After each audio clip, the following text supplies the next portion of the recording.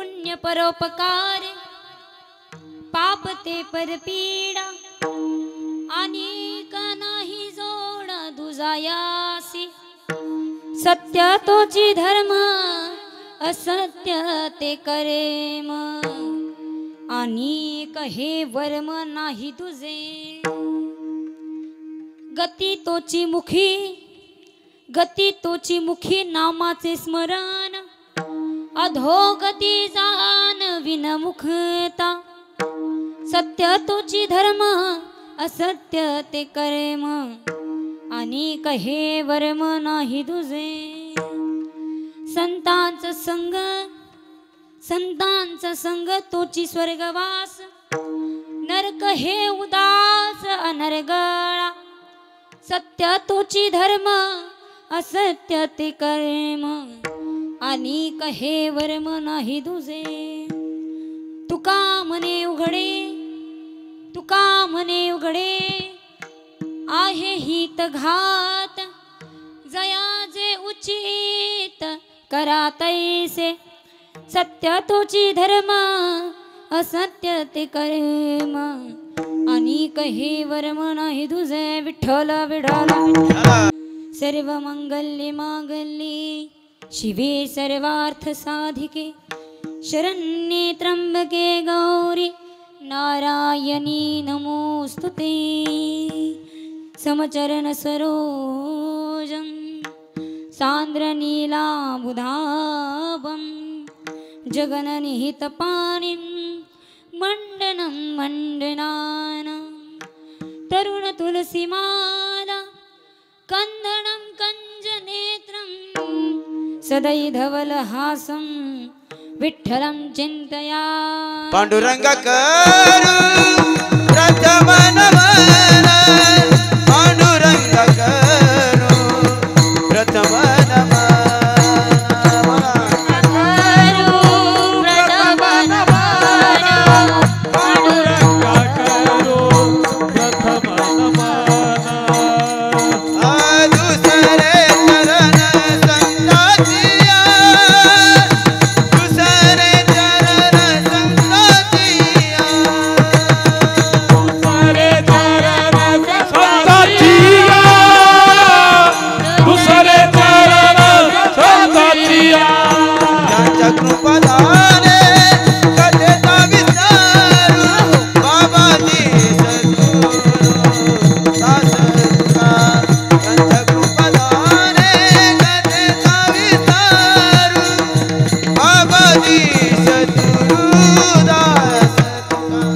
त्यांच्या कृपादाने विसारू बाबाजी सद्गुरू दास तुला कृपादाने कथेचा विसारू बाबाजी सद्गुरू दास तुला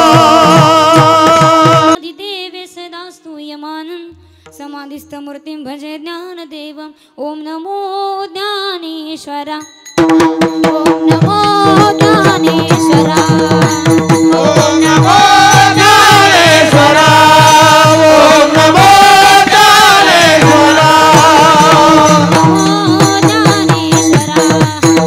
ओम नमो ज्ञानेश्वरा ओम नमो ज्ञानेश्वरा ओम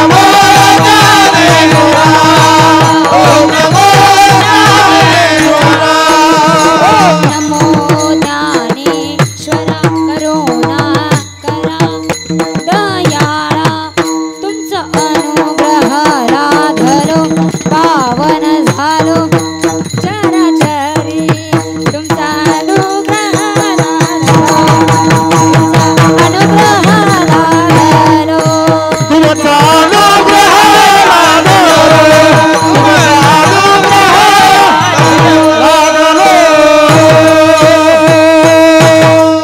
ओम नमो ज्ञानेश्वरा करुणा करा दयाळा तुमचा अनुग्रह लाधलो पावन झालो चराचरी कैलास रायना शिवचंद्र मोळी फणींद्र माथा मुकुटे जळाळी कारुण्य सिंधू भवदूत लोकहारी तुझवीन शंभो मज कोण तारी तुझवीन शंभो मज कोण तारी चलो आओ जी पवन कुमार पधारो मारो कीर्तन में चलो आओ जी पवन कुमार पधारो मारो कीर्तन चलो आओ जी पवन कुमार पधारो मारो कीर्तन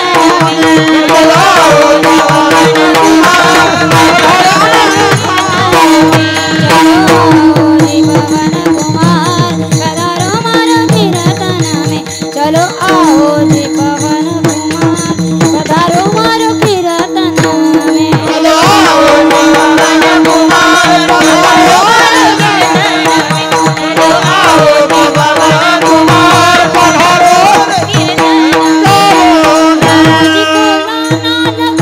जी को लाना राम जी को लाना लखन जी को लाना राम जी को लाना लखन जी को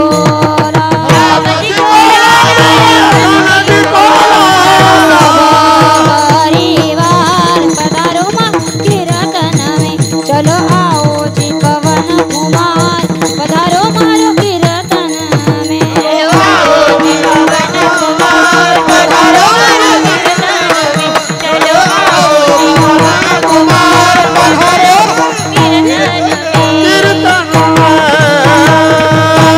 विठ्ठल विठ्ठल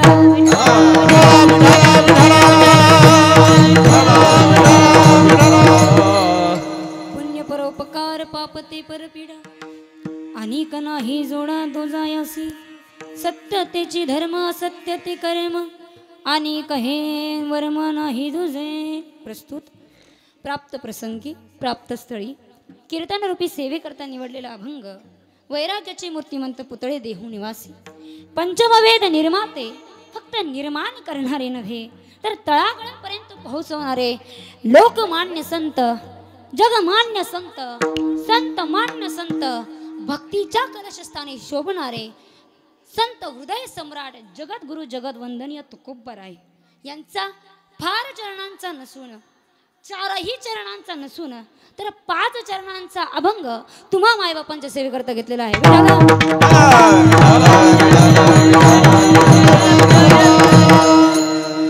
या अभंगामध्ये जगद्गुरु तुकोबराय पाप आणि पुण्याची व्याख्या करताय नव्हे उपकार आणि परोपकाराची व्याख्या सुद्धा या अभंगातून जगद्गुरु तुकोबराय करताय बरं का माझ्या ताईंनो या जगाच्या बाजारामध्ये आपण पाप पुण्य अनेक गोष्टीनं करत असतो कळत न कळत पाप पुण्य आपल्याकडून घडत नाही जात पण ते पाप आणि पुण्य केल्यानं आपल्याला काय लाभ होतो काय प्राप्त होतं हे या अभंगातून जगद्गुरु तुकोबराय सांगतायत पुण्य परोपकार पापते परपीडा अनेक नाही जोडा दुजायसी आणि पुन्हा सांगतायत की जगाच्या बाजारामध्ये आपण जगाच्या पाठीवर अनेक प्रकारे धर्माचं पालन पोषण करत असतो पण त्यात एक धर्माचा महत्त्वाचा बिंदू म्हणजे सत्य आहे आणि त्या सत्याचं आचरण आपण केलं पाहिजे आणि असत्याचं आचरण करू तर त्या ठिकाणी आपल्याकडून फार मोठं पाप होईल नव्हे असत्याचं आचरण केल्यानं आपल्याला त्या कर्माची भोगावं लागेल म्हणून सत्य तोची धर्म असत्य ते कर्म अनेक हे वर्म नाही दुजे आणि त्याच्या पुढे तुकोबराय 3ऱ्या चरणामध्ये सांगतायत की तुम्हाला जर गती प्राप्त करायची असेल आणि उत्तम गती प्राप्त करून जर देवापर्यंत पोहोचायचं असेल तर त्याकरिता तुम्हाला मुखानं नामस्मरण करावं लागेल गती तोची मुखी नामाचे स्मरण आणि अधोगतीला जर जायचं असेल ना तर माझ्या ताईनं त्या ठिकाणी अधोगती जाण विनमुखता अधोगतीला प्राप्त करण्याकरता त्या ठिकाणी भगवंताचं नामस्मरण करू नका जेणेकरून तुम्हाला अधोगती प्राप्त होईल पुढेही तुकोबराय सांगतायत की जगाच्या पाठीवर तुम्हाला जर स्वर्गाची प्राप्ती करायची असेल तर त्याच्याकरता संतांचा संग करावा लागेल आणि संतांचा संग केला की स्वर्गाची प्राप्ती तुम्हाला होईल आणि जर नरकाची प्राप्ती करायची असेल तर दुर्जनांचा संग तुम्ही सहजरित्या करता. आणि मग शेवटी तुकोबराय म्हणताय की हे सर्व ज्ञान, हा सर्व भेद मी तुमच्या पुढं उघडा ठेवलेला आहे. मग तुम्हाला काय चिंतन करायचं, तुम्हाला काय घ्यायचं हा विचार तुम्ही करा. तुका म्हणे उघडे आहे हित गात, जया जे उचित करा तैसे विठ्ठल.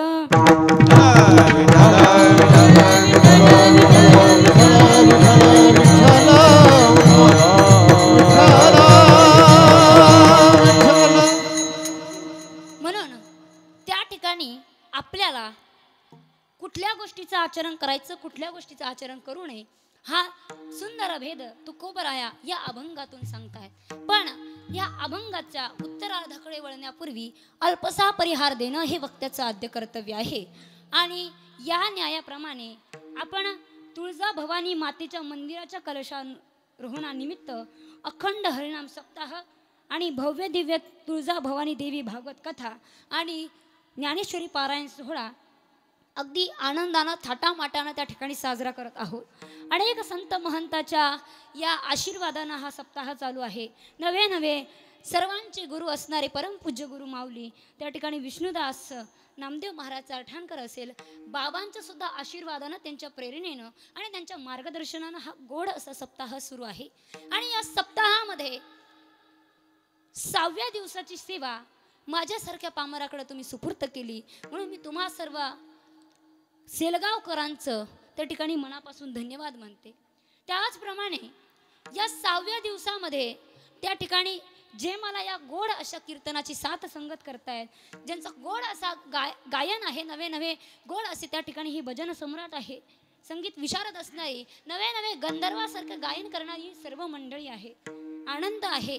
आणि या सर्व मंडळीच्या पैकी त्या ठिकाणी ज्यांचं गोड असं गायन आहे ते हरिभक्तपरायण आदरणीय मारुती बाबा पिंपरीकर असेल, हरिभक्तपरायण आदरणीय रामेश्वर महाराज पवार असेल, हरिभक्तपरायण आदरणीय तुकाराम महाराज असेल, हरिभक्तपरायण आदरणीय अशोक महाराज असेल, हरिभक्तपरायण भरत महाराज असेल, हरिभक्तपरायण बंडूबुवा असेल, हरिभक्तपरायण आदरणीय अंकुश महाराज, आदरणीय रामदास महाराज, आदरणीय निवृत्ती महाराज, आदरणीय संजय महाराज, ब्रह्मा महाराज, एकनाथ महाराज, वशिष्ठ महाराज, सर्व या पंचकृषीतील सर्व भजनी मंडळ या ठिकाणी उपस्थित आहे. कारण वेळेच्या अभावी प्रत्येकाचं नाव घेणं शक्य नाही, पण गोड अशी या ठिकाणी उपस्थित असणारी ही सर्व गावातील भजनी मंडळी असेल किंवा पंचकृषीतील भजनी मंडळी असेल, त्यांच्या चरणी माझं विनम्र अभिवादन आहे. आणि त्याप्रमाणे गोड अशी मृदुंगाची साथ करताय ते हरिभक्तपरायण आदरणीय ओंकार महाराज असेल, हरिभक्तपरायण आदरणीय विश्वजित महाराज असेल, हरिभक्तपरायण आदरणीय राम महाराज, कृष्ण महाराज, अनेक महाराज मंडळ या ठिकाणी उपस्थित आहेत. म्हणून मी सर्व मृदुंग वादक आणि मृदुंग साधकांच्या चरणी मी त्या ठिकाणी वंदन करते. त्याचप्रमाणे पंचकृषीतून उपस्थित असलेले सर्व ज्येष्ठ श्रेष्ठ मंडळी, जे तपानेही श्रेष्ठ आहे, वयानेही ज्येष्ठ आहे, नवे अनुभवाने देखील श्रेष्ठ आहे, अरे असे सर्व क्षेत्रातील मंडळ या ठिकाणी उपस्थित आहे. त्यांच्या चरणी विनम्र अभिवादन करते. आणि ज्यांच्यामुळे ही सेवा माझ्यासारख्या पामराकडे मिळाली, त्यांना संधी मिळाली, त्या संधीचं सोनं करण्याकरता त्या ठिकाणी मी कायम कार्यरत राहील. पण ज्यांच्यामुळं ही सेवा माझ्याकडे मिळाली तसे आपल्या गावचे आणि भजनी मंडळीचा वारसा जपणारे हरिभक्तपरायण आदरणीय भजनप्रेमी इकडे आमचे लिपणे बाबा असेल, त्यांच्याही चरणी विनम्र अभिवादन. त्याच बाजूला त्या ठिकाणी उपस्थित असलेले दोन्ही लिपणे बाबा असे ना, मी 6 दिवस झाले मला नावच नाही. आणि त्याचप्रमाणे उपस्थित असलेले आदरणीय डुकरे महाराज तेही त्या ठिकाणी उपस्थित आहे. त्यांच्याही चरणी मी विनम्र अभिवादन करते. त्याचप्रमाणे गोड अशी सुंदर विनेकरी बाबा तुकोबरायाच्या स्वरूपात इथे उपस्थित आहे. त्यांच्याही चरणी विनम्र अभिवादन. त्याचप्रमाणे इथे उपस्थित असलेले आमचे चोपदार बाबा गोड नाचतात बरं का बाबा, हे गोड बाबा. आई आहे का? आहे ना? वा वा वा. आज असं नाचा का आईनं तुमची प्रशंसा केली पाहिजे बरं का. बाकीच्यांची प्रशंसाची गरजच नाही. बायकोनं म्हणलं ना जग जिंकलं. हां, त्याचप्रमाणे इथं उपस्थित असलेले गोड अशी या कार्याला, या कीर्तनाला जिवंत ठेवण्याचं काम त्या ठिकाणी करणारे आणि ज्यांच्या माध्यमातून आपल्याला ही कीर्तन सेवा पुनश्च श्रवण करण्याला मिळणार आहे असे यूट्यूब चॅनलचे मालक हरिभक्तपरायण आदरणीय गोडवा कीर्तनाचा आणि लाठी महाराज या ठिकाणी उपस्थित आहे. एकदा त्यांच्यासाठी जोरदार टाळ्या होऊ द्या. आणि या क्षेत्रामध्ये गोड अशी साऊंड सिस्टीम ज्यांची आहे, अशी जय भवानी साऊंड सिस्टीम, आम्ही फार त्रास देत असतो त्यांना, पण तरीही एवढा त्रास आणि एवढा घाव मनावर सहन करून घेणारे आमचे दादा आहे, त्यांच्याही चरणी विनम्र अभिवादन. तुम्हा सर्व संत मंडळीच्या चरणी, माझ्या मायबापांच्या चरणी विनम्र अभिवादन करते. आणि सेवेला महिला मंडळ, अहो 6 दिवसापासून तुमच्या गावात आहे, ओळखलं नाही का अजून? ओळखीला नाही का माय? माय ओळखीला नाही? तुम्ही सर्व महिला मंडळाच्या चरणी विनम्र अभिवादन. सेवेला सुरुवात. विठ्ठल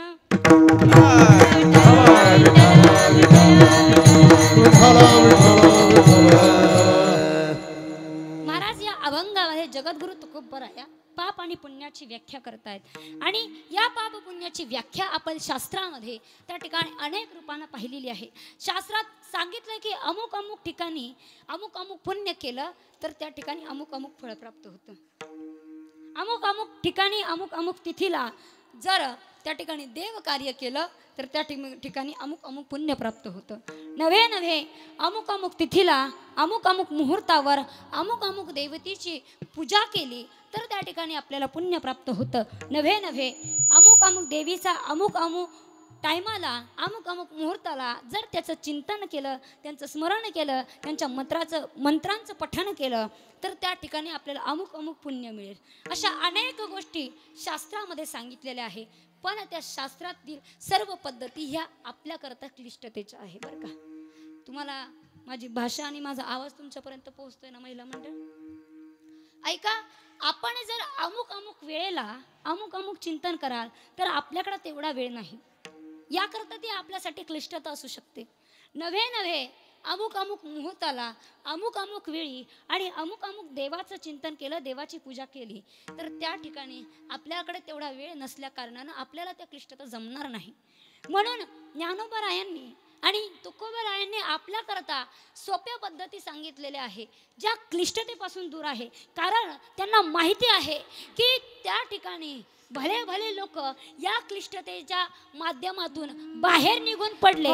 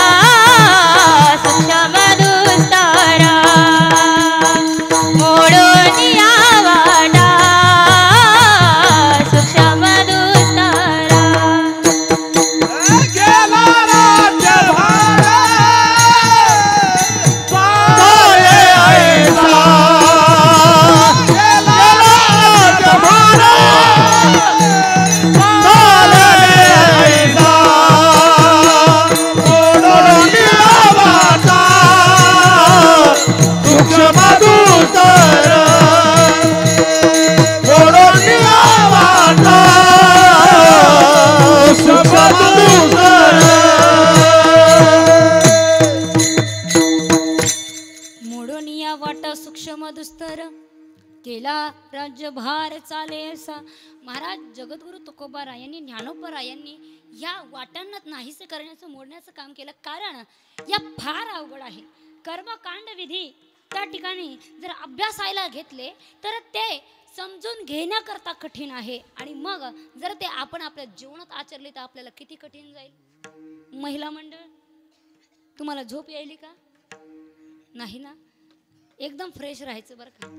आपण ज्या ज्या गोष्टी त्या ठिकाणी आचरण करत असतो त्या गोष्टी आपल्यासाठी सोप्या आहे. पण ज्या गोष्टीचं आपण वाचन करायला घेतलं आणि त्या गोष्टी आपल्याला नाही समजल्या तर त्या आचरित करायला सुद्धा थोड्या फार अवघड जातात. म्हणून त्या ठिकाणी ज्ञानोबराय तुकोबराय म्हणतात की कर्मकांड ही समजून घेण्यासारखी गोष्ट सहज होईल पण आचरित करण्याकरता फार अवघड जाईल. जर पिंडदान करत असताना योग्य पिंडावर योग्य बोट लागलं नाही तर आपल्याला दोष लागतो, आपल्याला पाप घडतं. त्यामध्ये पिंडदान करत असताना योग्य श्लोकाचं उच्चारण झालं नाही तरीही आपल्याला पाप घडत असतं. म्हणून महिला कर्म धर्म नवती सांग पुण्य अंगी पातन पुण्य अंगी पातन पुण्य अंगी पातन कर्म धर्म नवती सांग पुण्य अंगी पातन पुण्य अंगी पातन पुण्य अंगी पातन. जोरदार टाळ्या होऊ द्या. तुम्ही जेवून आला नाही का? टाळ्या कंजूसपणा ना अशा काय वाजू लागल्या? जरा मोकळ्या मनात टाळ्या वाजवल्या पाहिजे. तुम्हाला सांगू महिला मंडळ, एक गोड असा शायरनी गोड अशी शायरी लिहिलेली आहे की भोजन की मजा थाली से.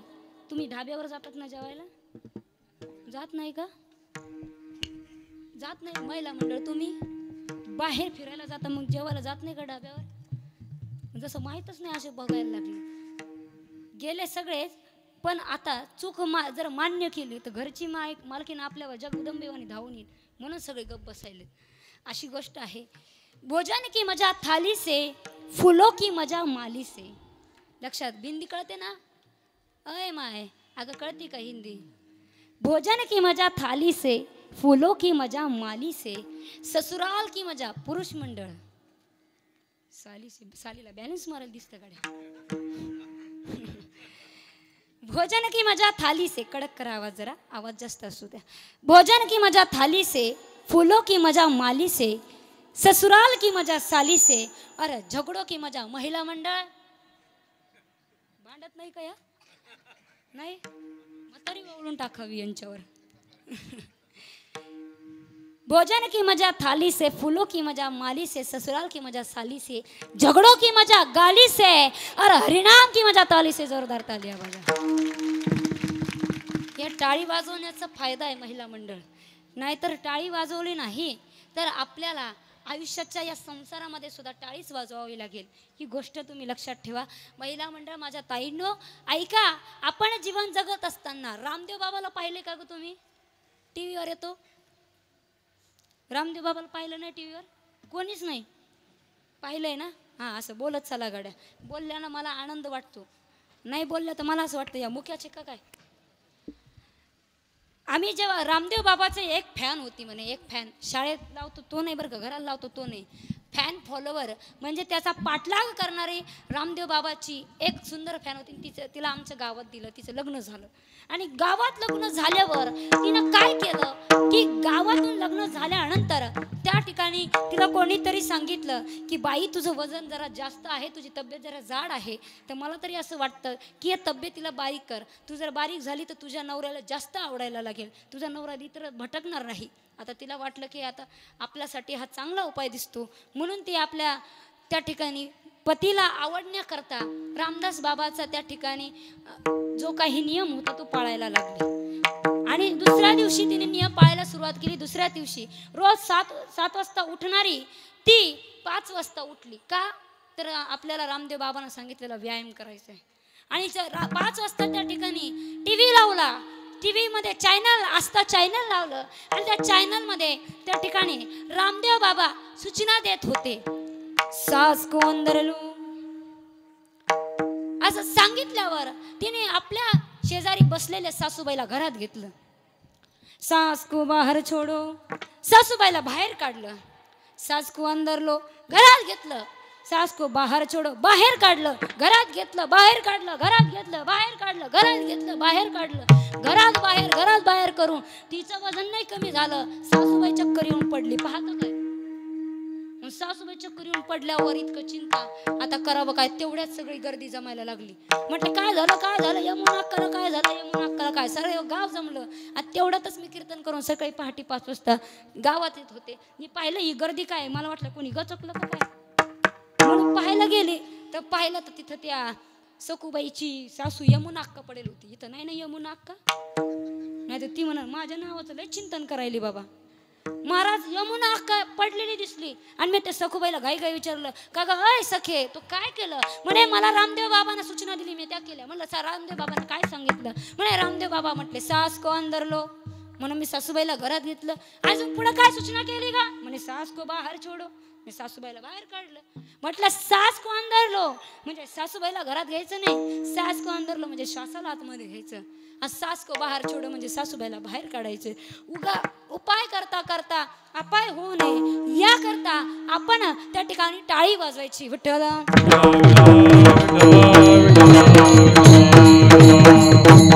मना राम राम टाळी वाजवा हाते,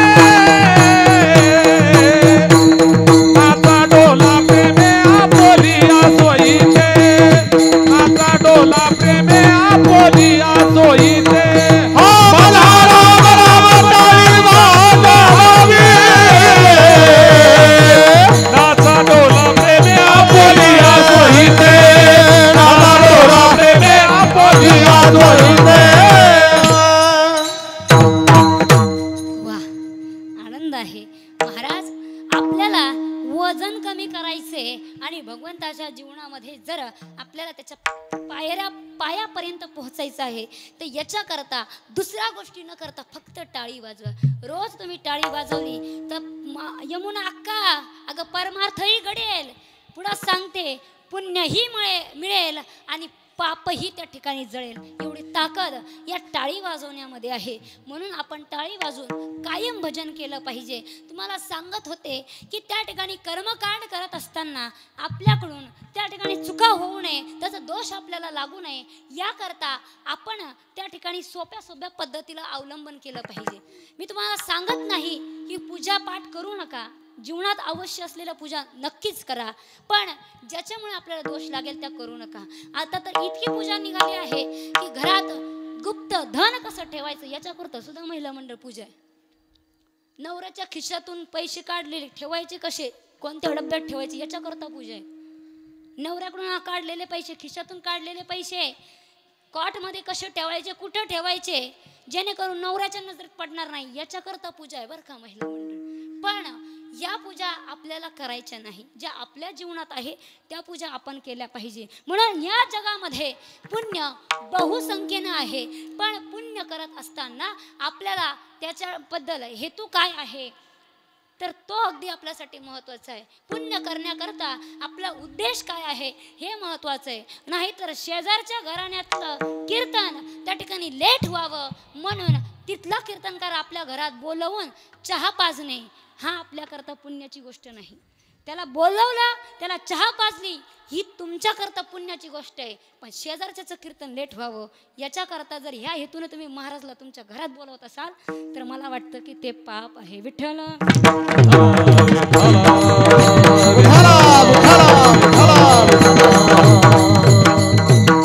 तुम्ही म्हणाल तुम्हाला कसं कळालं तर अनुभव आले अंगा आणि ते या जगात येत असे. आम्हाला असंच करतात महाराज लोक.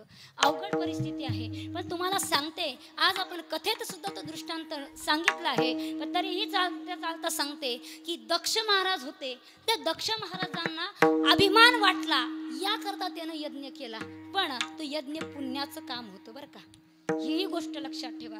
पुण्याचं काम असणारा तो यज्ञ सुख देणारा आहे, आपल्या जीवाला शांती देणारा आहे. पण आपल्या जीवाला अशांती प्राप्त व्हावी, लोकांना त्रास व्हावा या हेतून असं त्या दक्षाकडून त्या ठिकाणी जो काही यज्ञ होता तो घडवला गेला.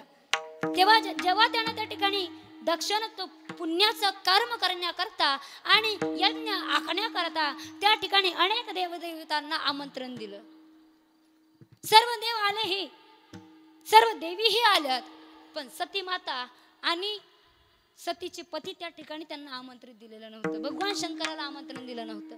म्हणून विचारलं सती मातेने की हे सर्व आकाशवाणीनं आकाश मार्ग आहे, जे कोणी देवदेवता जात आहे त्या देवदेवता कुठे जातात याचं प्रश्नाचं उत्तर मला द्या. तेव्हा शंकरानं सांगितलं बाई हे देवदेवता आहे ना तर ते तुझ्या वडिलांकडे दक्ष राजाकडे चालले, कारण त्यांनी एका यज्ञाचं आयोजन केलंय. यज्ञाचं आयोजन हे पुण्याही करता होतं सर्व देवदेवितांना पुण्याचा विचार करून ते यज्ञाला गेले. पण दक्षाच्या मनामध्ये तो हेतू नव्हता बरं का. दक्षाच्या मनात तो हेतू नव्हता. सतीला वाटलं की आता मी काही करू आणि मी जायला पाहिजे, मी तिथं गेलं पाहिजे. तिनं आपल्या पत्नीची त्या पतीची विचारणा केली, त्यांच्याकडून परमिशन घेतली आणि अनुमती घेतल्यानंतर त्या निघाल्या आल्या यज्ञामध्ये. त्या यज्ञ मंडपामध्ये आल्या. मंडपामध्ये आल्यानंतर सगळीकडे चोहीकडे पाहिलं, कोणीही बोलायला तयार नाही. पण आईचं हृदय ना महाराज, आईचं हृदय जास्त वेळ थांबू शकत नाही लेकीला पाहिल्यावर.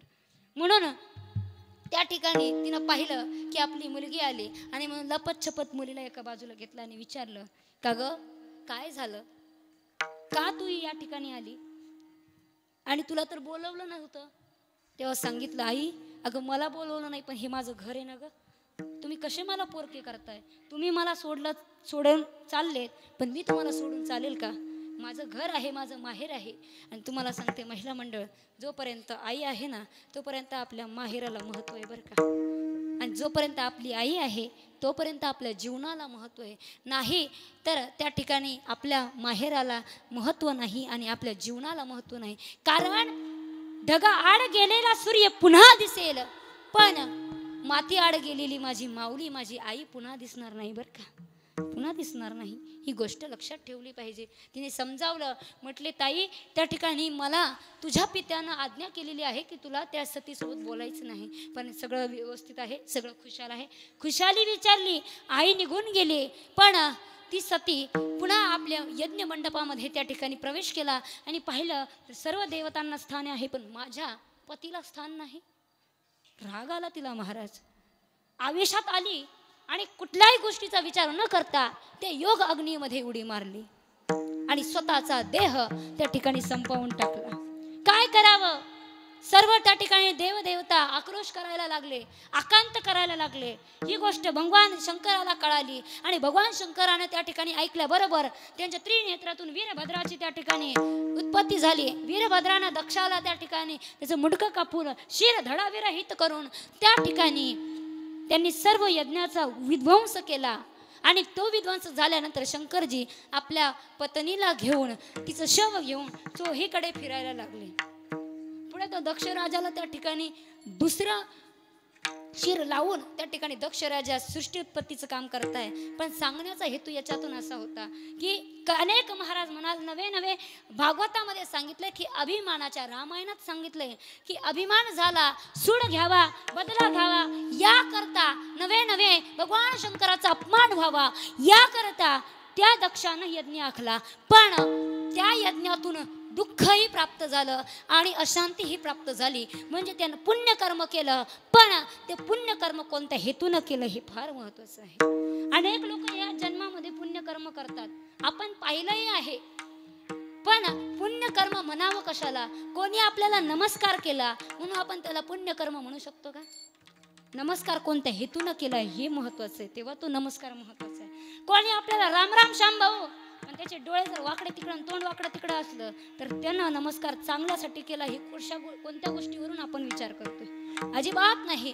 कोणी आपल्याला त्या ठिकाणी एखादी गोष्ट समजावली, आपल्याला बोललं आणि ती जर गोष्ट आपल्या जर अहिताची असेल तर आपण समजावं की ती पुण्यकर्म नाही. आपल्या आजी आजोबा आपल्यासाठी पुण्याचंच काम करतात. मला एक सांगायचं आहे, पुण्यकर्म करत असताना जर एखादा तिखट बोलला तर आपण त्याला पाप कर्म समजू नका. त्यांच्या तिखट बोलण्यातून आपल्या जीवनाचा उद्धार होत असेल, त्यांच्या तिखट बोलण्यातून आपल्या जीवनाला एक नवीन वाट मिळत असेल तर ते आपल्यासाठी पुण्यकर्म आहे. आजी आजोबा आपल्यासाठी पुण्याचं कर्म करतात, आपल्याकडून मोबाईल हिसकावून आपल्यावर नजर ठेवतात, आपल्याला अभ्यास करायला लावतात. पण आताच्या या मुलींना अभ्यास नकोय, आताच्या मुलींना आई आजोबाचं ते ऐकत नाही. का? कारण ते काहीही बोलतात, काहीही सांगतात, तुमच्या हिताकरताच ती सर्व लोक सांगत असतात. आईनं जर मुलीला फोन हिसकावून अभ्यास करायला लावला तर मुलीनं हे पाप कर्म समजू नये. आईनं जर मुलीला वेळोवेळी कामाला लावलं तर पाप कर्म समजू नये. महाराज, ती मोबाईल घेऊन तुमचा अभ्यास व्हावा, तुमच्या पायावर तुम्ही उभा राहावं याकरता ती त्या ठिकाणी तिखट आणि कठोर वागत असते. म्हणून त्या ठिकाणी त्यांना पाप कर्मानं समजू नये. ते आपल्यासाठी हिताचं आहे, आपल्यासाठी पुण्याचंच आहे. पण एखादा जर गोड बोलून आपल्या जीवनामध्ये आपल्या अहिताचा विचार करत असेल तर मला वाटतं ती पापाची गोष्ट जरूर आहे बरं का. आमच्या भगवान परमात्म्यानं त्या ठिकाणी काही चांगले शुद्ध आमच्या सर्व सकल संतांनी चांगले शब्द बोलले, शुद्ध आणि पवित्र शब्द वापरले असे नाही. त्यांनाही त्यातून अनेक कठोर शब्द, अनेक चुकीचे असं म्हणता येणार नाही, पण अनेक शब्द त्या ठिकाणी ते पवित्र राहता त्या ठिकाणी त्यांनी अभंगामध्ये वापरले. प्रत्येक शब्द हा शुद्ध नव्हता, पण त्यातला भाव मात्र चांगला होता. त्यातला भाव त्या ठिकाणी पुण्यासाठी होता. त्यातला भाव आपल्या जीवनाचा उद्धार करण्याकरता होता महाराज. नाहीतर त्या ठिकाणी आमच्या जनाबाईनं सुंदर असं त्या ठिकाणी भगवंताला शिव्या दिल्या, अरे अरे विठ्या मुळ मायेच्या कारट्या आणि तुझी रांडरंडकी झाली, हा शब्द वापरला महाराज. पण त्या विठ्ठलाला शिव्या देत असताना मनामध्ये भाव मात्र पुण्याचा होता. मनातला भाव उभी रावणी अंगणी, उभी रावणी अंगणी, शिव्या देते दासी जनी, शिव्या देते दासी जनी. उभी रावणी अंगणी, उभी रावणी अंगणी, शिव्या देते दासी जनी, शिव्या देते दासी जनी. महाराज ती जनाबाई त्या ठिकाणी भगवंताला शिव्या देते. माझ्या जिजाबाईनं म्हणजे तुकोबारायांच्या पत्नीनं भगवंताला कधी पांडुरंग म्हटल्या नाही, कधी विठ्ठल म्हटल्या नाही. त्यांनी कायम भगवंताला काळ्या म्हणायच्या, सावळ्या म्हणायच्या, पण मनातला भाव शुद्ध होता. मनातला भाव हा पुण्याही करता होता. म्हणून आपण किती बोलतो आणि कोणती किती कामं आपण पुण्याईचे करतो याला महत्त्व नाही. ते पुण्य कर्मामध्ये त्या पुण्याईच्या कामामध्ये आपण किती जीव ओततो आणि किती भावानं करतो, किती उद्दिष्टानं करतो याला फार महत्त्व आहे. आणि म्हणून त्या ठिकाणी आणि जर आपल्याला त्या पापाच्या व्याख्याकडे वळायचं असेल, पाप जर करायचे असेल तर त्याच्याकरता आपल्याला एकच गोष्ट करावी लागेल, ती म्हणजे दुसऱ्यांना त्रास देणं. आणि जर आपण दुसऱ्यांना त्रास दिला तर परपिढा आपल्याला सहजरित्या घडेल. पण पुण्यकर्म करून आपल्याही जीवनाचा उद्धार आणि समोरच्याच्याही जीवनाचा उद्धार जर होत असेल तर त्या ठिकाणी ते आपल्यासाठी चांगलं आहे आणि तोच उपकार प्रत्येकासाठी आहे असं अभंगाच्या प्रथम चरण. पुण्य उपकार पाप ते परपिडा, पुण्य उपकार पाप ते परपिडा, अनिक नाही जोडा तुझयासी, अनिक नाही जोडा तुझयासी. पुण्य परोपकार पाप ते परपिडा, पुण्य परोपकार पाप ते परपिडा, अनिक नाही जोडा तुझयासी, अनिक नाही जोडा तुझयासी. पुण्य परोपकार पाप ते परपिडा, अनिक नाही जोडा तुझयासी. पुण्य परोपकार पाप ते परपिडा,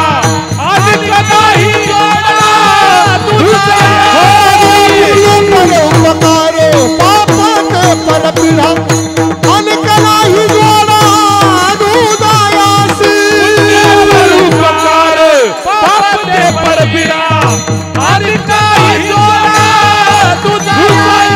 पुण्य परोपकार पाप ते परपिडा, पुण्य परोपकार पाप ते परपिडा, अनिक नाही जोडा तुझयासी, अनिक नाही जोडा तुझयासी. पुण्य परोपकार पाप ते परपिडा, पुण्य परोपकार पाप ते परपिडा, अनिक नाही जोडा तुझयासी, अनिक नाही जोडा तुझयासी. वाह, जोरदार टाळ्या झाल्या पाहिजे सर्वांसाठी. आनंद आहे तुम्हाला सांगू महिला मंडळ, एवढं गोड गायन चालू आहे असं वाटतंय माझं कीर्तन बाजूला ठेवा आणि बाबांचं श्रवण करावं. गोड म्हणजे इतकं मंत्रमुक्त होऊन जावं या कीर्तनामध्ये असं वाटतंय. सोपं नाही आहे महिला मंडळ, माझ्या ताईनं माझ्या काकांनो, सोपं नाही हे गायन करणं, सोपं नाही वादन करणं.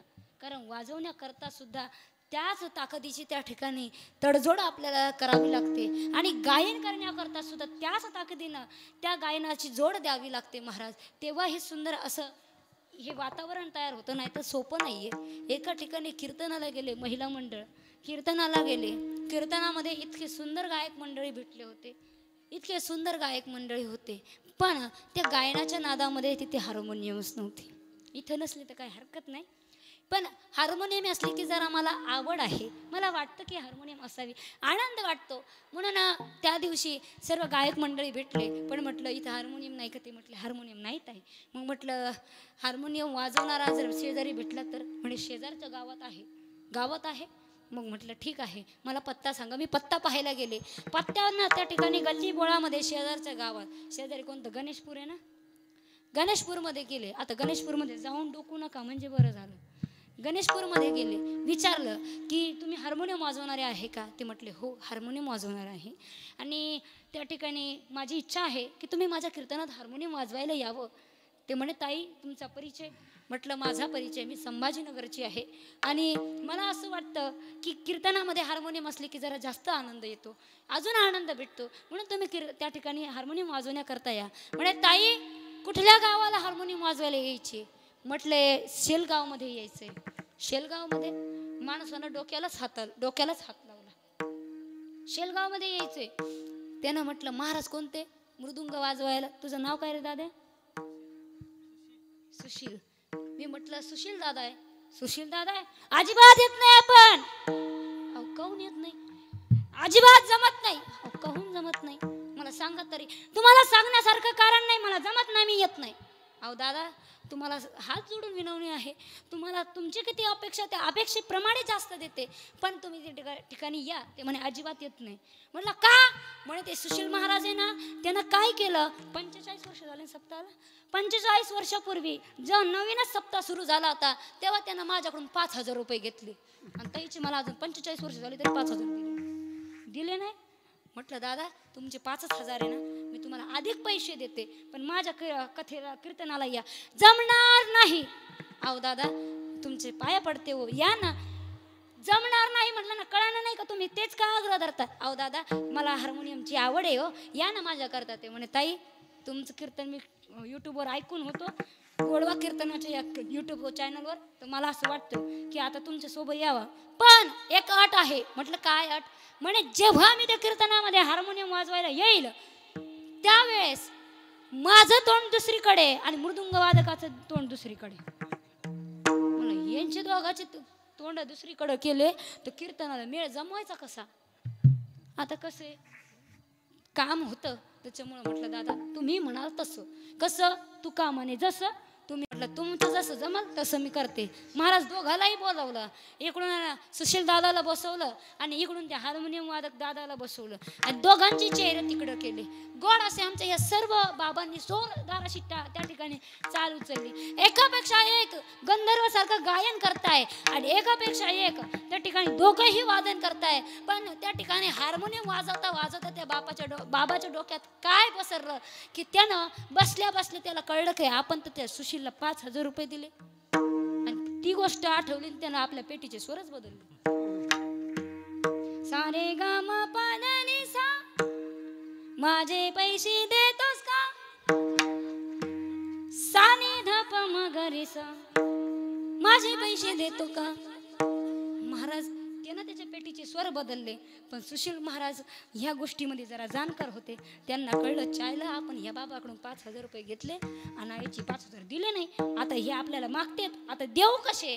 पण आता उत्तर द्यायचे, पैसे द्यायचे नाही आणि उत्तरही द्यायचं, पण कशातून? जरा जास्त बुद्धिवान होते, इंटेलिजंट होते, म्हणून त्यांना आपल्या मृदुंगातून बोल काढले. ते म्हणू लागलं माझे पैसे देतो का? सारे गा मा पा धा नी सा. यांनी आपले बोल चालू केले. धेंत धेंत नाही नाही धेंत धेंत नाही नाही. अनुभव आहे वाटतं. महाराज त्यांनी आपल्या पखवाजातून बोल काढले. धेंत धेंत नाही नाही धेंत धेंत नाही नाही. पण आता याला कुठं दम निघतोय? त्याच्यापेक्षा जिद्दी. तो म्हणतो माझे पैसे देतो का, माझे पैसे देतो का, माझे पैसे. तुम्ही म्हणता देईन तर दे, नाही नाही. पण काय झालं, तुमच्या गावामध्ये एक सुंदर असा त्या ठिकाणी एक वाघ्या होता. ते वाघ्यानं काय केलं, आता ते एकाच जातीचे ना सगळे, इकडे यांचे पैसे मागायचे. हे म्हणतात माझे पैसे देतो का, हे म्हणतात देईन तर देईन, नाही नाही देईन. त्यानं ओळखलं, त्यानं आपलं डफडं चालू केलं आणि दोघाला सांगते अरे तुमचे पैसे डुबले डुबले डुबल डुबल डुबल. ह्यो असा मेळ आहे, पण ह्यो मेळ इथं नाहीये. म्हणून त्या ठिकाणी तुमच्या सर्वांच्या चरणी अभिवादन. विठ्ठल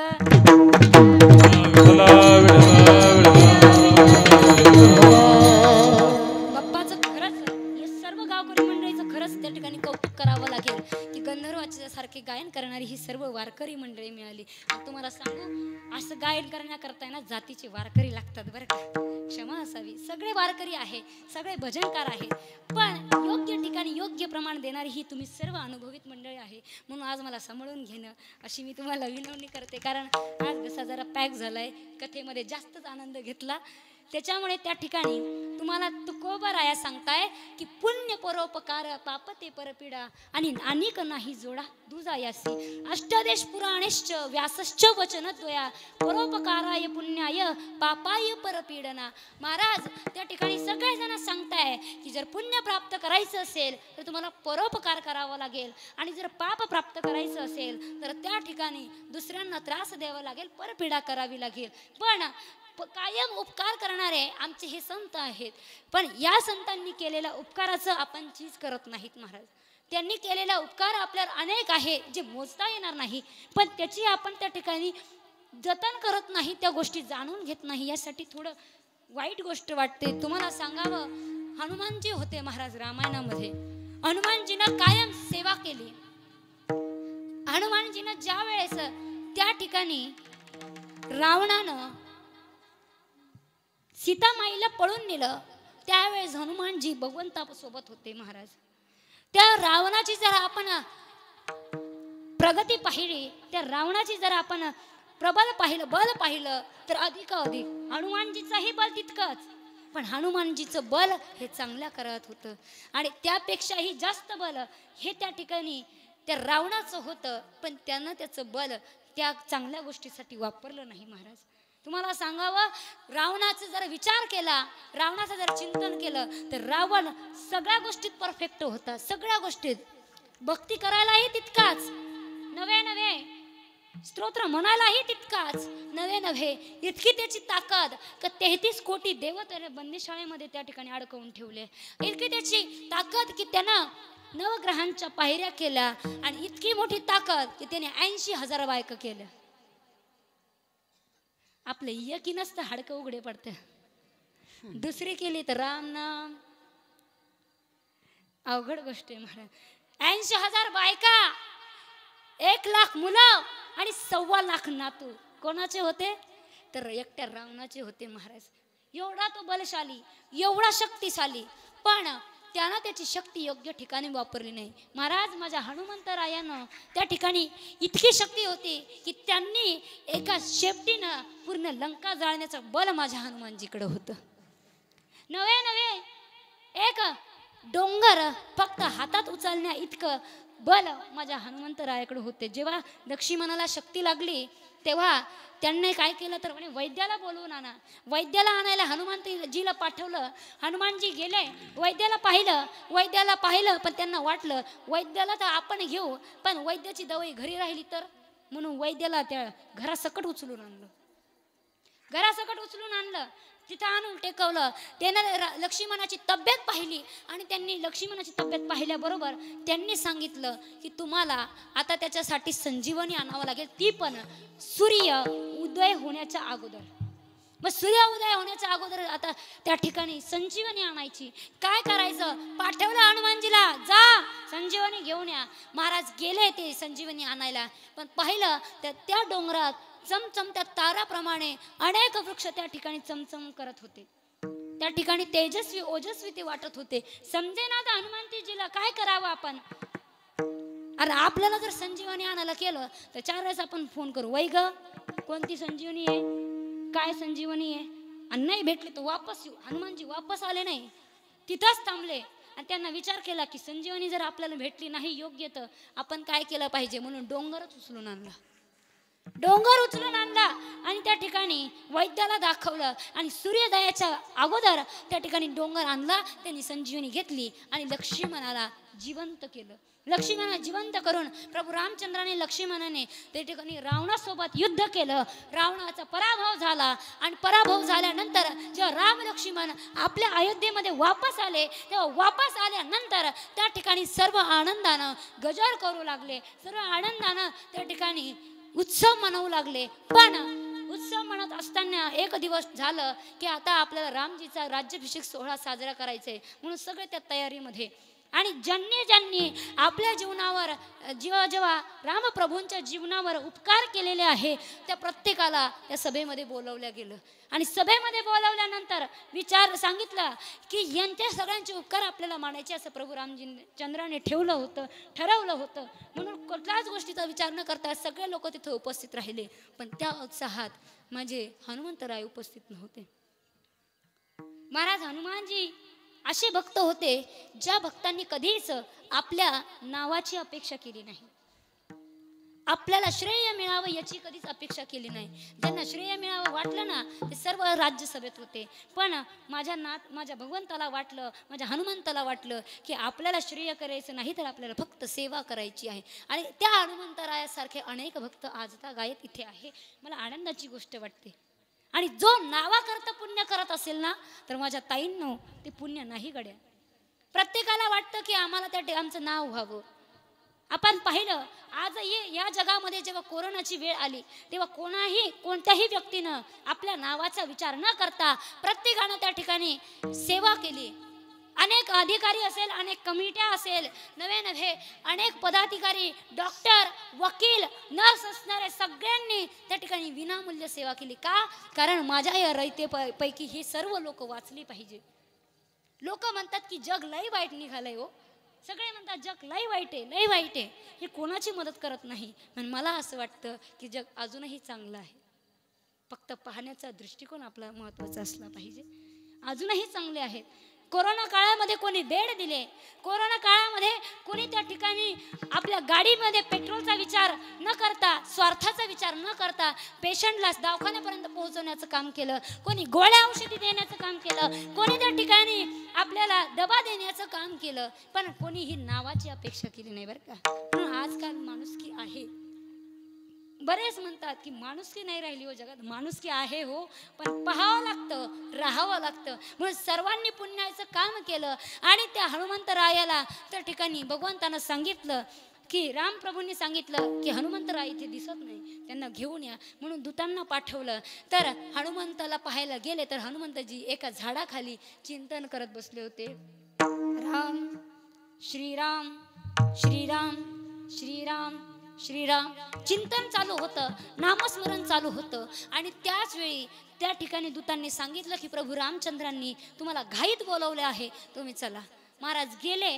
तेव्हा हनुमंतजी जेव्हा उभे राहिले सभेमध्ये तेव्हा सीता मातेनं आपल्या गळ्यातला नवरत्नांचा हार भगवंताच्या हाती दिला आणि सांगितलं की तुम्ही ही नवरत्नांची माळ हनुमंतरायाच्या गळ्यात घाला, कारण त्यांचे उपकार फेटण्यासारख्या नाही. त्यांचे उपकार त्या ठिकाणी आपण फेडूही शकत नाही. त्यांचे ऋण आपल्याला फेडता येणार नाही. विचार केला, मग करावं काय? हनुमंतजींनी पाहिलं की हे तर आपलं नवरत्नांचा माळ घालते. तर हनुमंतजींनी नकार दिला. पण रामप्रभूंनी सांगितलं, हनुमंता अरे तू माझ्यासाठी फार केलं रे. तू जे ऋण मी फेडू शकत नाही एवढं मोठं ऋण माझ्या डोक्यावर आहे. फक्त तू माझे ऋण जरी मी तुझे फेडू नाही शकलो पण माझा एवढी भेट तू स्वीकार कर. महाराज भगवंतानं भेट स्वीकार केली, हनुमंतानं भेट स्वीकार केली. पण भेट स्वीकार केल्यानंतर त्या ठिकाणी त्या माळीला फोडून पाहायला लागले. त्यांनी विचार केला नाही की ही किती अनमोल आहे. त्याच्यात फक्त पाहिलं तर माझा रामप्रभू कुठे, ही भावना आपल्या मनामध्ये असले पाहिजे. तेव्हा आपण पुण्यकर्म करू शकतो, नाही तर अगर नाही.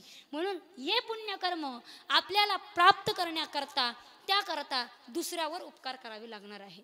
आणि दुसऱ्यावर उपकार करण्याकरता त्या ठिकाणी आपल्याला आपलं अंतःकरण हे उदार ठेवावं लागणार आहे.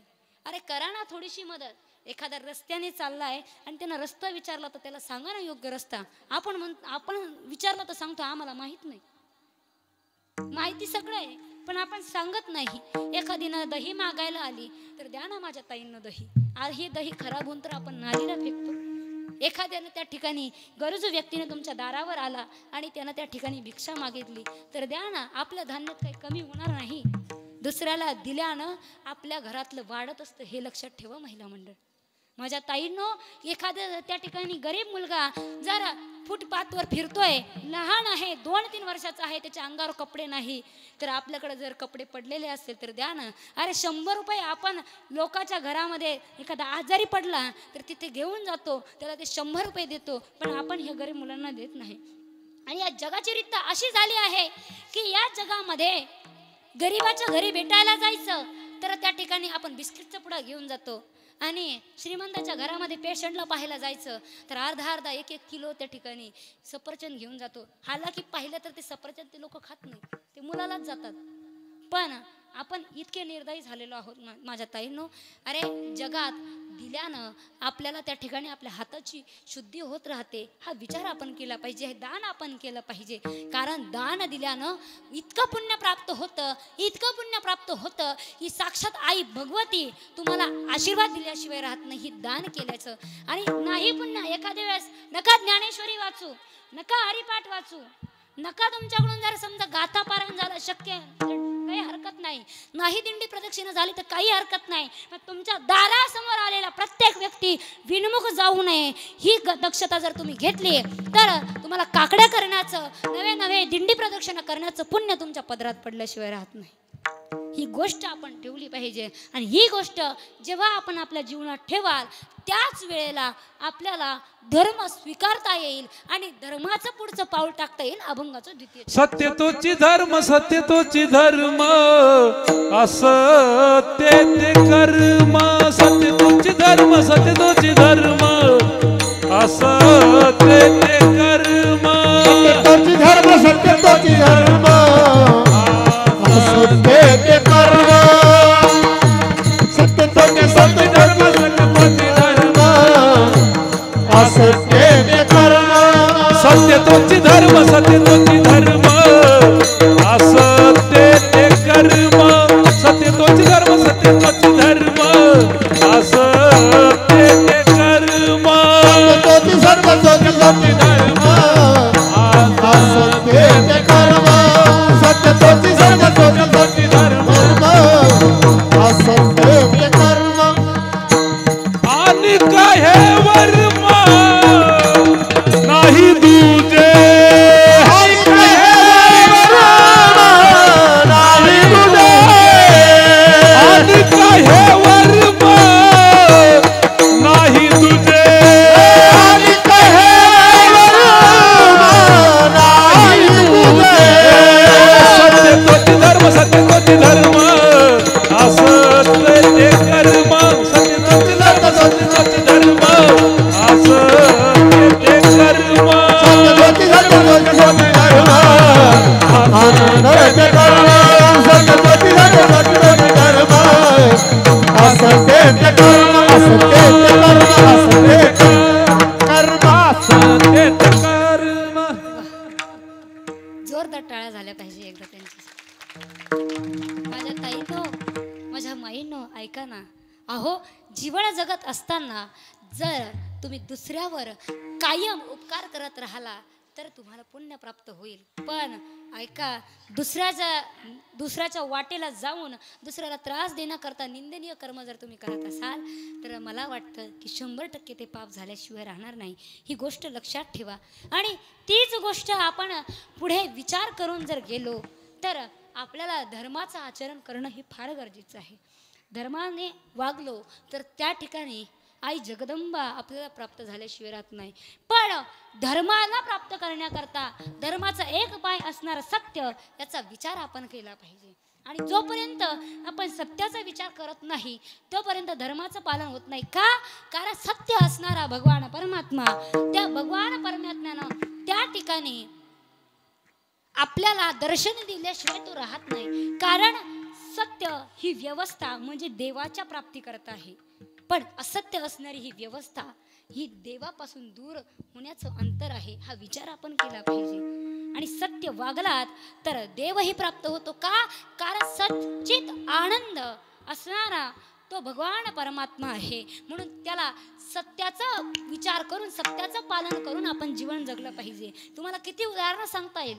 देवी भागवतातही आपण ऐकलं आहे की सत्यव्रतानं त्या ठिकाणी जीवन जगत असताना सत्याचं पालन केलं तर आई भगवती त्या ठिकाणी साक्षात प्रकट झाली. म्हणून आपण सत्य बोललं पाहिजे.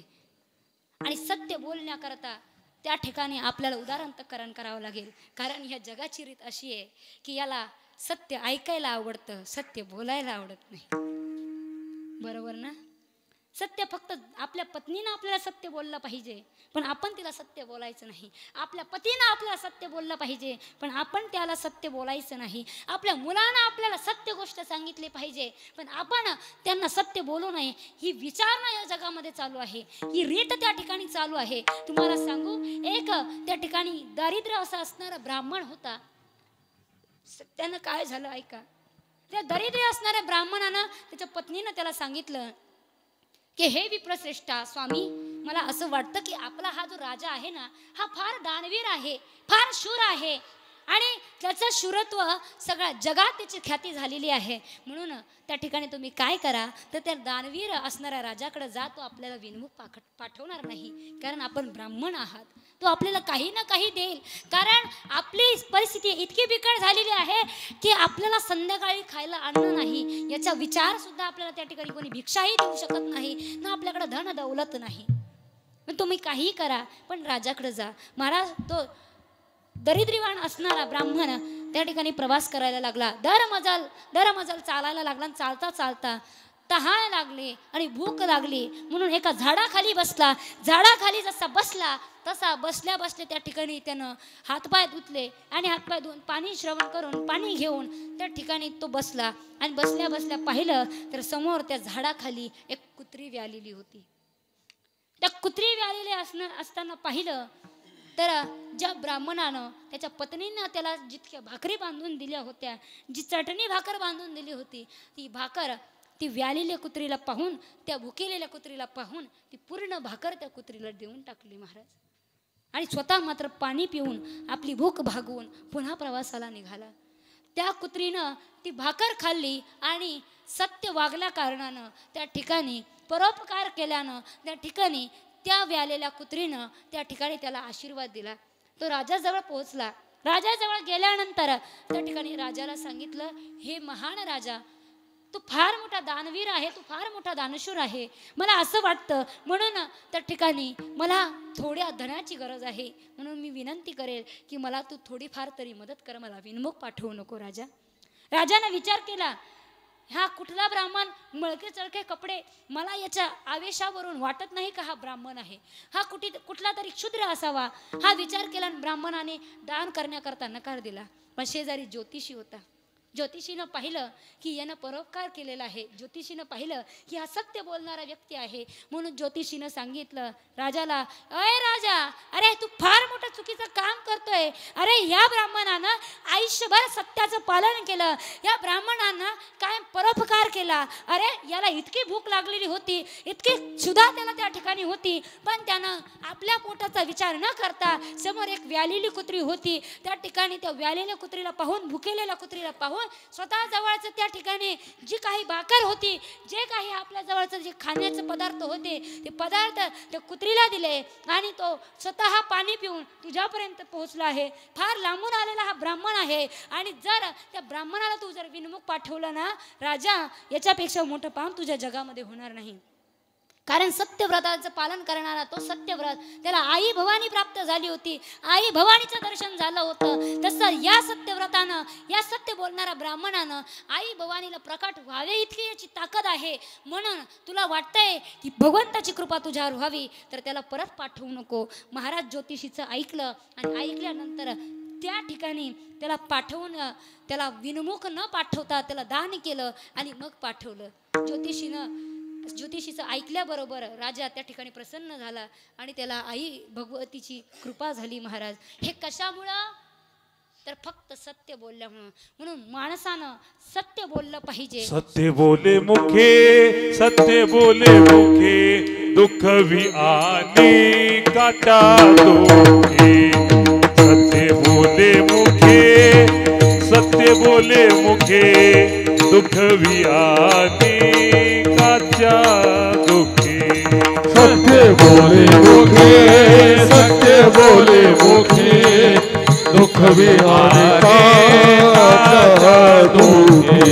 सत्य बोले का दुखे, दुख भी आने का दुखे.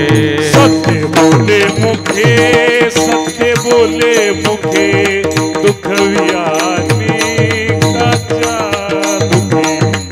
सत्य बोले मुखे, सत्य बोले मुखे, दुःख भी आने काटा दुखे.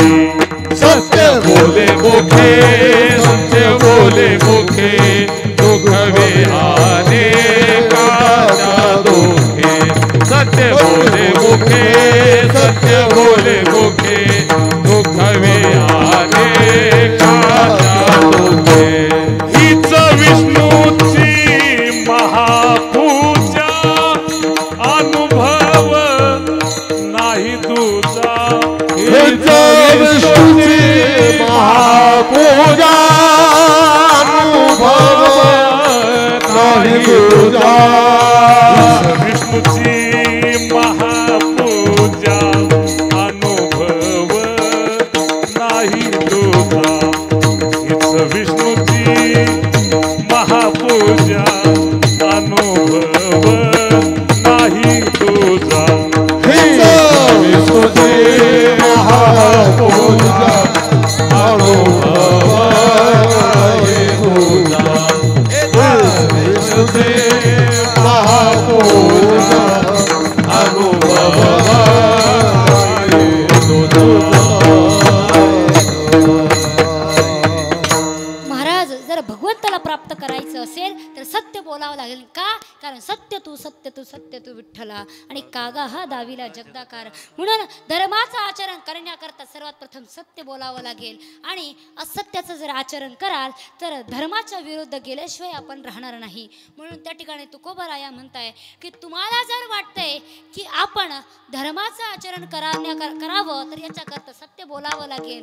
पण त्या ठिकाणी आपल्याला उत्तम गती प्राप्त करायची असेल तर काय करावं लागेल?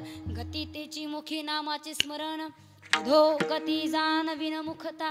आपल्याला जर उत्तम गती प्राप्त व्हावी, आपल्याला मोक्ष प्राप्त व्हावा, मुक्तता प्राप्त व्हावी याकरता जर वाटत असेल तर त्या ठिकाणी तुम्हाला नामाचं स्मरण करावं लागेल. मन चल रे, मन चल रे वृंदावन धाम, राधे राधे गाएंगे.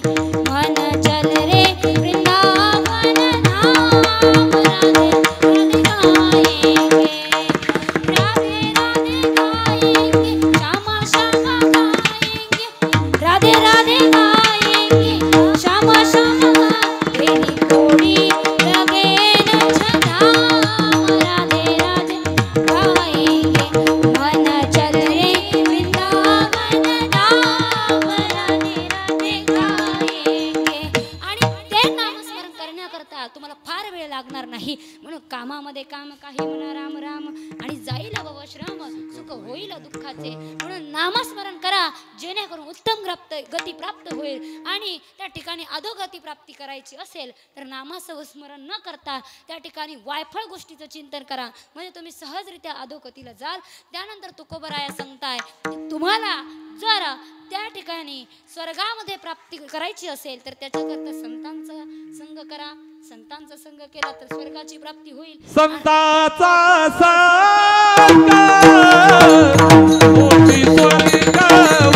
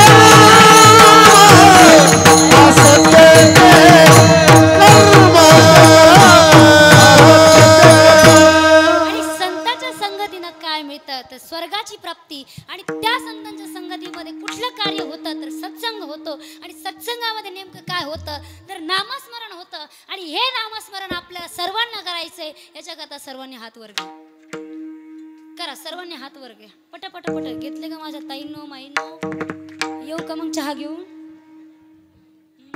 विठोबा रखुमाई विठोबा रखुमाई विठोबा रखुमाई विठोबा रखुमाई विठोबा रखुमाई विठोबा रखुमाई विठोबा रखुमाई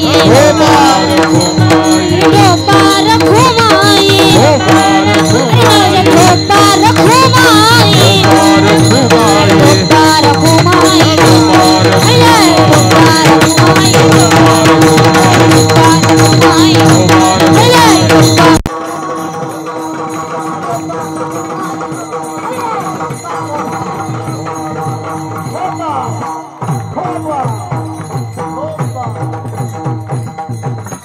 म्हणून आपण संतांच्या संगतीमध्ये जायचे जेणेकरून हा आनंद आपल्याला मिळेल आणि त्याच संत संगतीमध्ये जाणारे फक्त 2 मिनिटं घेते त्याच संत संगतीच्या मार्गदर्शनानं धर्माचं आचरण करणारे माझे छत्रपती शिवाजी महाराज होते माझ्या ताईनं एक गोष्ट माझ्या महाराजांबद्दल मला सांगावी लागेल अरे वैद्य ने हमें बीमार लिख दिया रोग पूछा तो हिंदू धर्म से प्यार लिख दिया शुक्रगुजार रहेंगे उस वैद्य के जिसने दवा में छत्रपति शिवाजी महाराज का नाम लिख दिया छत्रपति शिवाजी महाराज का नाम लिख दिया बोला छत्रपति शिवाजी महाराज की धर्मवीर संभाजी महाराज की छत्रपति शिवाजी महाराज की धर्मवीर संभाजी महाराज की उगवला तारा तिमिर हरा गरजा शिवाजी राजा उगवला तारा तिमिर हरा गरजा शिवाजी राजा उगवला तारा तिमिर हरा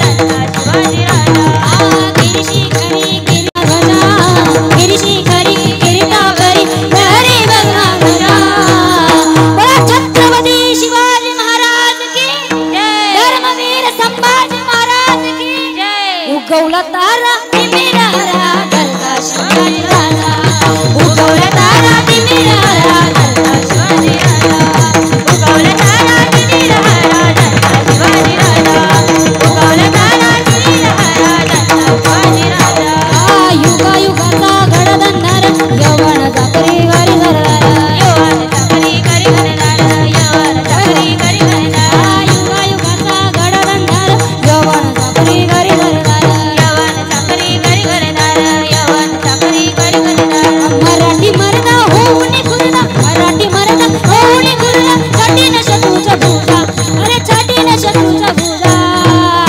बोला छत्रपती शिवाजी महाराज की जय धर्मवीर संभाजी महाराज की जय अंबा भवानी की जय उगवला तारा तिमिर हरा गरजा शिवाजी राजा उगवला तारा तिमिर हरा गरजा शिवाजी राजा उगवला तारा तिमिर हरा गरजा शिवाजी राजा जय भवानी जय जय शिवाजी जय जय भवानी बोल जय शिवाजी जय भवानी बोल जय शिवाजी जय भवानी उगवला तारा तिमिर हरा गरजा शिवाजी राजा उगवला तारा तिमिर हरा गरजा शिवाजी राजा उगवला तारा तिमिर हरा गरजा शिवाजी राजा गरजा शिवाजी राजा गरजा शिवाजी राजा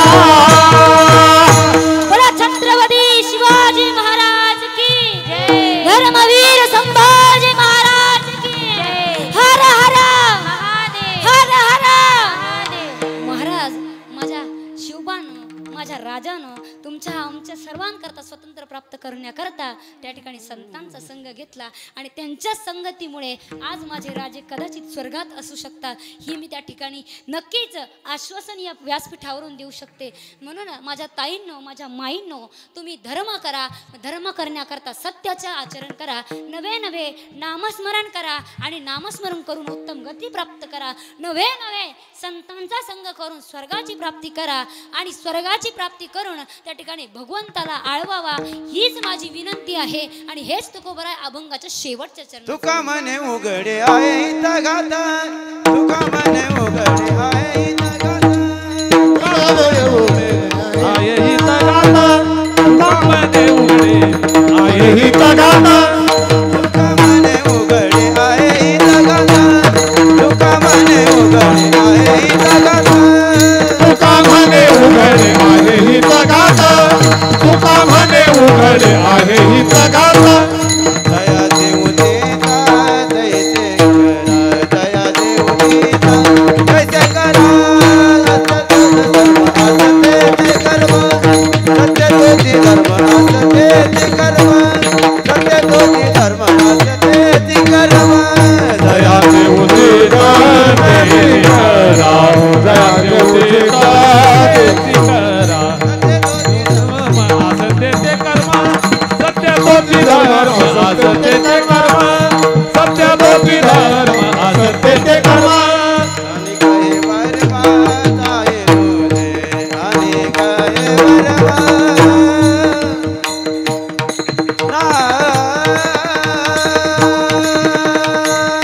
तुझे,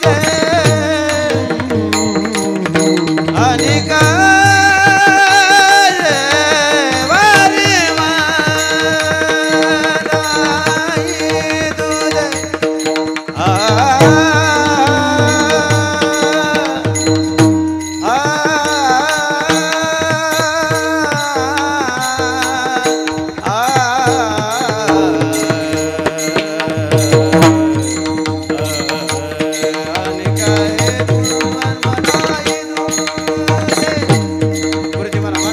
होलिका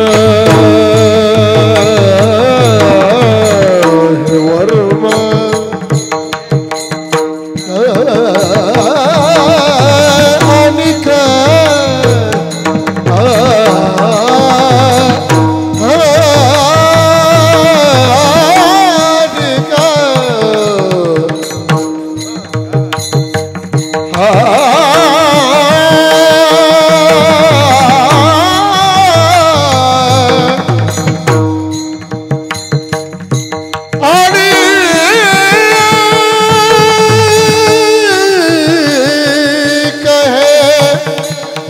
अनिका नाही तुझे नाही तुझे नाही तुझे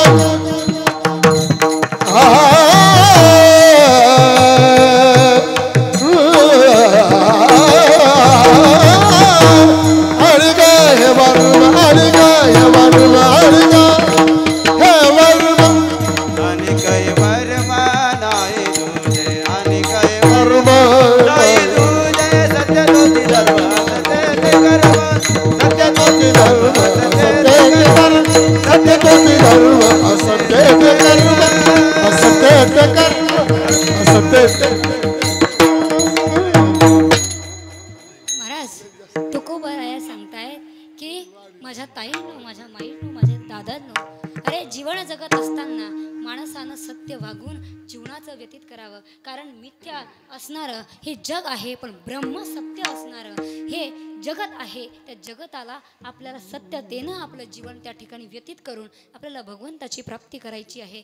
नवे नवे त्या ठिकाणी रोज नामस्मरण करून, रोज नामचिंतन करून त्या ठिकाणी आपल्याला आई भगवतीला प्राप्त करायचं आहे. पण नामस्मरण करण्याकरता फक्त भावानं ते करा, जेणेकरून चांगला हेतूनं करा, जेणेकरून ती आई भगवती लवकरात लवकर प्राप्त होईल.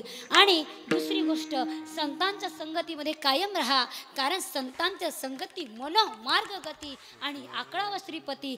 श्रीपतीला आकळवण्याची ताकद माझ्या संतांमध्ये आहे, म्हणून संतांच्या संगतीमध्ये जा.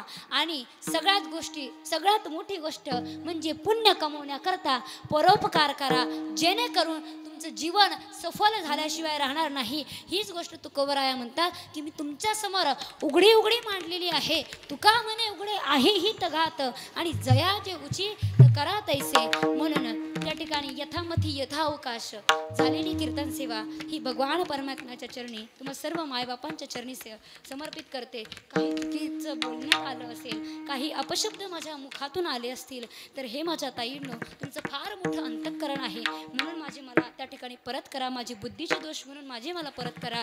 पण जे योग्य असेल ते आपली मुलगी म्हणून, आपली ताई म्हणून, आपली नात म्हणून त्या ठिकाणी जीवनामध्ये आचरित करा. आपली बहीण म्हणून जीवनामध्ये आचरित करा. आणि गुरुवर्यांच्या वचनातून ही गोष्ट त्या ठिकाणी तुमच्यापर्यंत मी पोहोचवलेली आहे.